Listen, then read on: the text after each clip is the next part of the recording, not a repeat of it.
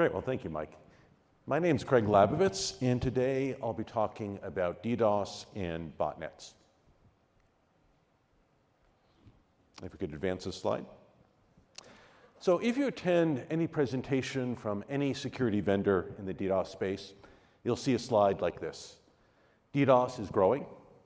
It is growing exponentially. It's growing faster than any other type of traffic at peak, and it's posing a growing existential threat to availability of our networks. This slide is from Google, but Nokia data shows very similar. What you don't hear at most of these presentations, however, is why this is happening. And more to the point, who is to blame? That will change today. I'll tell you why this is happening, and largely the blame is you. Well, change slide, please. Maybe not you per se, but your customers. Your customers absolutely love to install low-cost DVRs, security cameras. As far as I can tell, every gas station, every convenience store in North America and in Latin America and so on has one of these cameras. And a significant portion of them are shipping with default passwords, port forwarded through the NAT, and have been compromised and are now involved in DDoS attacks, attacking both customers in the US and around the world all day, every day. While most of the DDoS story today is about these DVRs and maybe home CPE devices that are compromised, we do see more sort of esoteric things as well. You know, we'll see things ranging from different types of cloud servers, and in one case, one brand of parking meter in Korea is compromised. About 2,500 parking meters throughout the country, all participating in DDoS all day, every day, in addition to accepting parking tickets. But this is not what should concern you. What should not concern you today is hundreds of thousands or millions of compromised devices in your networks and other networks around the world. What should really concern you is this, that we are just at the start of this exponential, rapid rise in growth of IoT. For years, IoT was sort of the boogeyman, things we talked about in security as a fridge that would attack you. Wasn't really true for most of the last 25 years. Today, I haven't seen fridges, but there absolutely are parking meters and millions of DVR cameras launching attacks every day. And you can see the impact of all of these IoT devices really in the market. It turns out there's a market for DDoS. You can go to dark web sites or just Google on the internet, and you, with a few dollars in Bitcoin, can launch your own attack. What is really remarkable is the price of launching an attack has cratered over the last 3 years, largely due to the massive increase of low-cost IoT botnets out there. In 2018, it was about $1,000 if you wanted to attack your favorite network with a 100 gig attack. Today, it is $25 US for a 5-minute 100 gig attack, and likely will drop below $10 before next year. So really, really strong impact on the market. And you can actually see this for yourself. By the way, please don't go to these websites, or if your IT asks why you're going to these websites, don't tell them Craig sent you. I'll deny it. But you can go to any of these websites, and you can see the prices for yourselves. I think the first and the third are still active. The middle one recently changed their name. But really low prices, really advanced DDoS, largely focused, again, on launching botnet attacks. So just to kind of summarize, I think one of the things that really is driving DDoS today is low-cost, explosive growth of IoT botnets. Though that's not all of the story. The other part of the story is just huge volumes of money flowing into the ecosystem, particularly driven by extortion, ransomware, and compromised systems. And while Bitcoin may not be that useful for buying pizza or buying any commercial goods, it certainly is useful for extortion and ransomware and sort of a pseudo-anonymous benefits it affords. But we're seeing, again, large number of extortion attacks, DDoS being used to disrupt firewalls, load balancers, other types of logging, SIM, SEM, during attacks. Certainly during the pandemic, we had millions of children at home playing games, and almost synonymous with playing games is attacking each other, disrupting the gameplay as well. And finally, I think the other thing that really is driving the market, again, is you. We had millions of IoT botnets before, but thanks to many in the audience, you have now connected these at ever faster speeds, particularly as we start to look at fixed gigabit, and we're looking at 5G broadband. So many more devices, much faster connections to the internet, much more money flowing into the ecosystem, driving the attacks. So I'll shift gears a little bit and sort of talk about the business impact of all of this. I've been in the security space now for maybe 30 years through a number of different vendors, particularly in the DDoS space for a long time. And we predicated a huge amount of the security industry on the belief that we could use AI, ML to look at payloads and headers and be able to distinguish looking at packets, the good from the bad. One of the real challenges with botnets is that these are full TCP/IP Linux stacks. These are completely legitimate traffic in the sense there's a real OS, real stack generating the traffic. There is nothing in the payload. These are legitimate payloads. And largely in 2022, when we talk about DDoS, it really is a botnet problem. DDoS botnets have quickly overtaken all other forms of DDoS over the last 12, 24 months to become really the dominant form of attacks on the internet today. And you can look at all these payloads. I've spent hours and hours and hours looking at different Wiresharks of all of these different attack traces. In the past, we would have used authentication and payload regular expressions and AI ML patterns to distinguish. If you look at this Wireshark, and by the way, this is a real Wireshark of a real attack, everything is legitimate. The payload is there, it has IP checksums, TCP checksums, the HTTP user agent is valid. Everything is valid. And there really is nothing that we've spent the last 20, 25 years in security building to be able to look within this packet to distinguish good from bad. So really, really significant change in the problem that botnets face, as opposed to some of the earlier attacks where you had machines generating random traffic and flooding. But that's not the only problem. The other problem is we also spent the last 20, 25 years building up defenses, protecting our networks on the peering edge from the rest of the bad, evil world that wanted to attack us.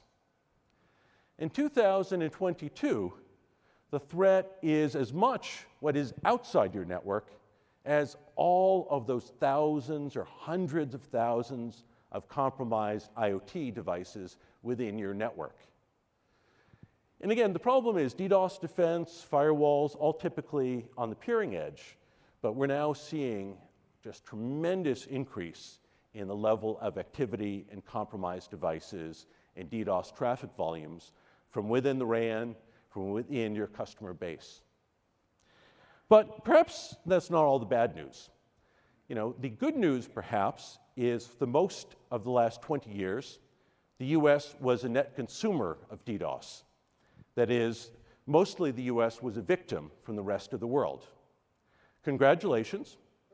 In 2022, the US is no longer a net victim. In 2022, the US took first place and is now a net producer of DDoS, attacking the rest of the world. And in fact, generating more DDoS than any other country. So congratulations, I think. Round of applause for yourselves. That was a very tepid applause, but no, it's too late. You had to do the applause on the time. Doing it several minutes later doesn't really count. And perhaps also good news, at least for vendors, is the amount of spend on this has been growing. And while the price per gigabit of DDoS protection has been dropping, it hasn't been dropping nearly at the rate of, say, router or other things within the network. Net, DDoS costs are growing, and they're growing faster than the cost of the hardware is decreasing. So great news for vendors, not so great news for CSP that are trying to battle these increasing costs. So quick summary of where we are. I think the market challenge today is DDoS is growing exponentially. Google says this, Cloudflare says this, Nokia data shows this, really rapid increase. The overall costs, while per gigabit are decreasing for DDoS protection, the net costs are growing because the size of the attacks and size of the networks you need to protect is growing faster. And worse, I think that the last 25 years of technology doing AI, ML, and patterns and payload just don't work that well. They don't work because there's botnets, and they don't work because 60, 70% of the traffic is TLS or otherwise encrypted. So in 2018, we recognized this was an issue. In 2018, Nokia and Deepfield announced that combined, we could leverage FP4 hardware to block most DDoS. What we've spent the last 4 years doing is going from most to all. And that last bit of most to all, as it turns out, is a tremendous amount of work, requiring updates to both SROS, as well as a lot of work on the Deepfield side on the software. But our goal was not, by the way, to block all DDoS. It turns out blocking DDoS is easy. I can drop all customer traffic. I can block DDoS all day. The tricky bit of DDoS is how do you distinguish between the good and the bad and allow the good in? So with FP4, with the latest version of SROS, with Deepfield, we now have the ability to go beyond just block all DDoS, but to be able to get a false positive rate, better, matching or better than the leading dedicated hardware scrubber. And we're able to do this thanks to the power of FP4, FP5 at speeds that are order of magnitude improvement of scale as well as cost efficiency over any dedicated scrubber.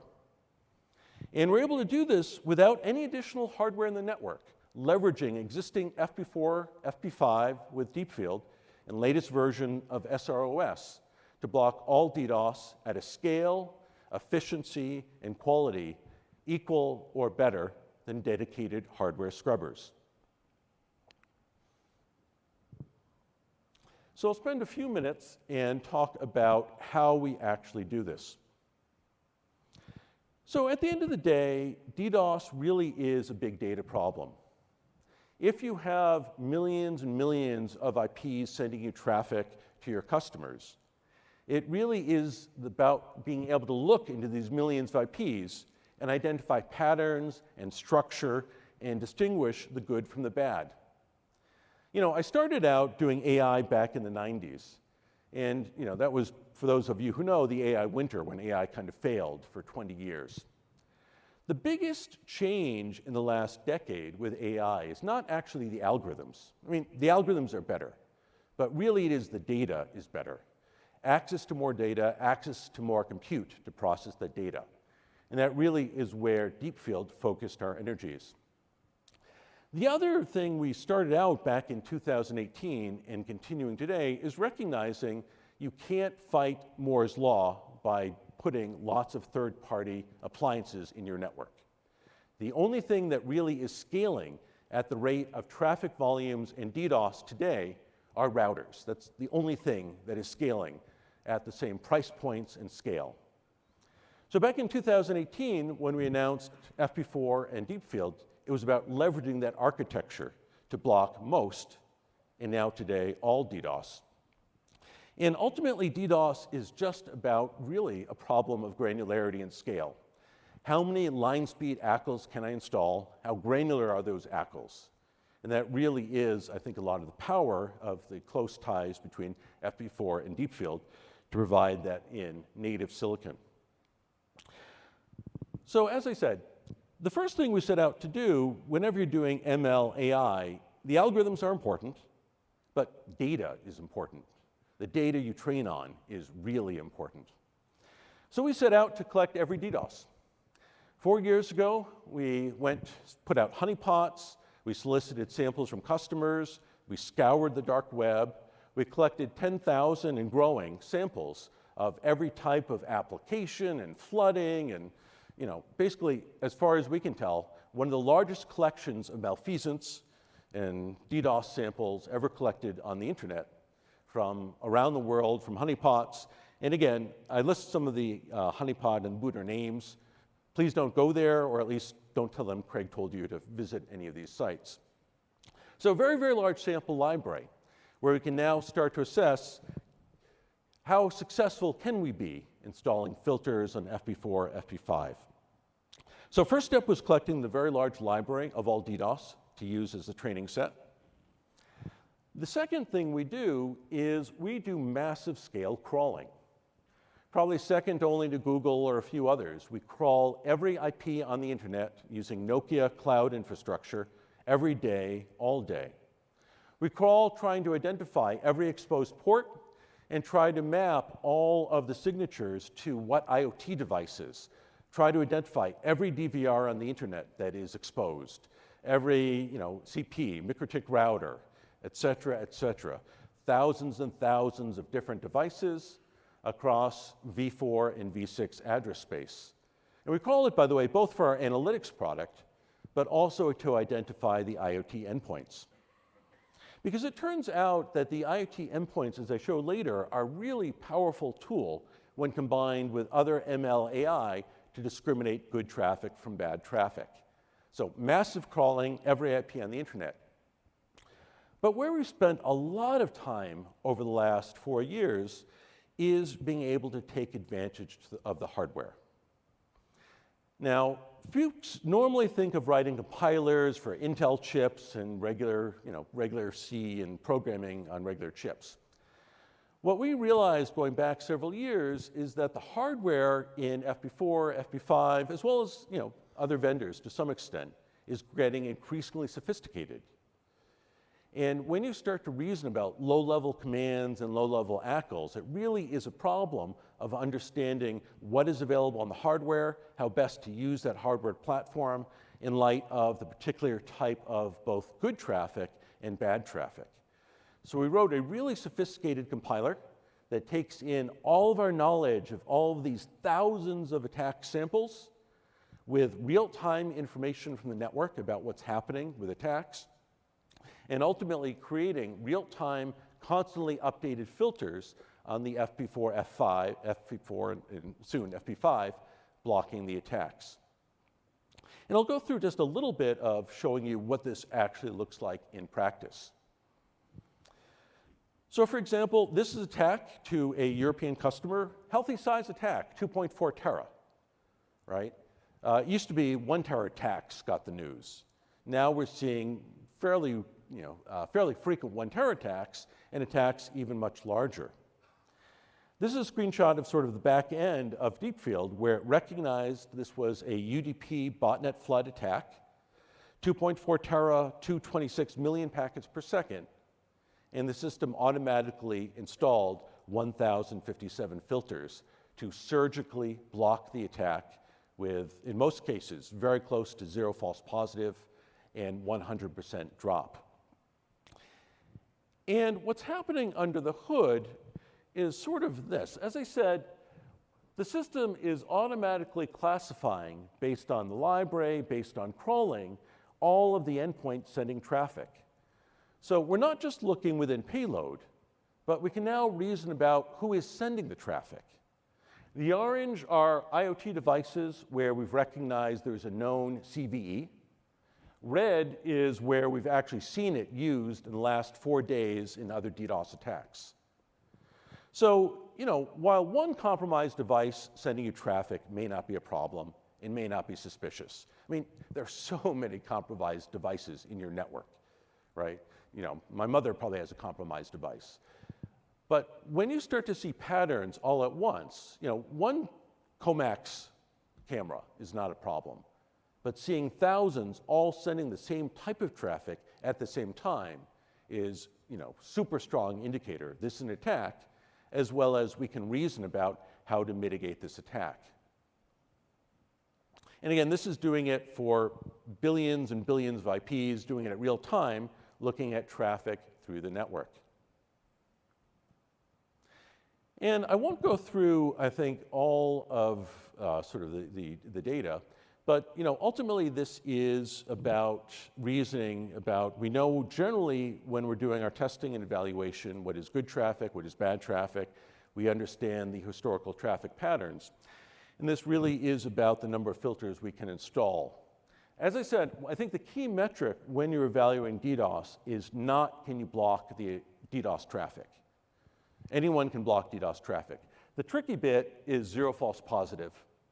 And the tricky bit is doing this at line speed, right? The chief advantage, I think, of some of the FP4, FP5 ACL are not only the scale it affords, but that all the filters we install don't change with the size of the attack or the number of filters.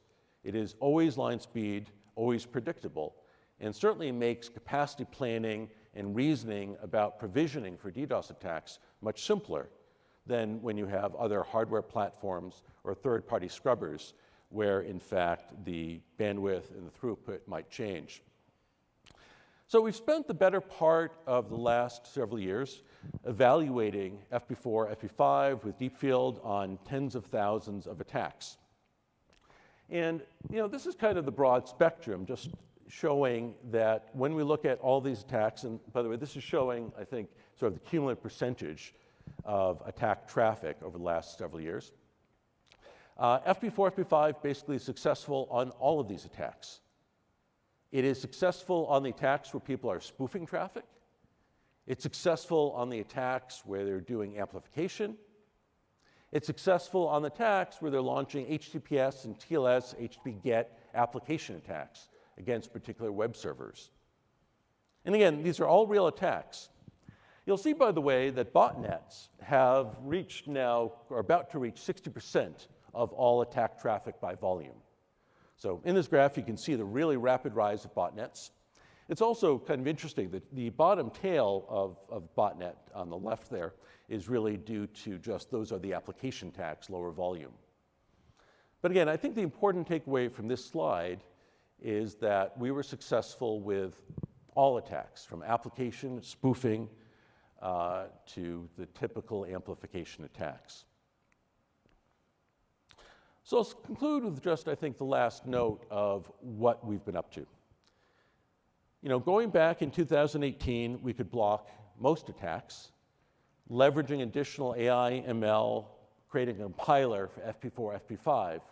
We are now increasingly confident we can block all attacks, application, volumetric, spoofing, and so on. FP4, FP5 provides in situ. You do not need additional devices in the network, and this is something that scales at the same rate that your routers scale, and is really one of the only things that provides that level of scalability. And increasingly, the value is also not just that a single router can do this, but you can now deploy this on the peering edge, the data center, the aggregation edge throughout the network. Because indeed, DDoS is no longer just coming from outside your network.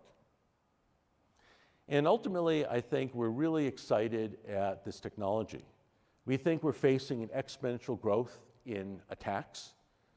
We think that the growth in IoT over the next several years will continue to even increase that level of attack volume and frequency. And we're really excited to have a technology that scales with the size of those attacks using existing routers, existing silicon. So I'm wrapping up actually a little bit early, so I'll leave time for Wim to perhaps say a bit more. But we'll be at the exhibition, happy to chat or answer questions. So please come see us, and thank you for the time this morning.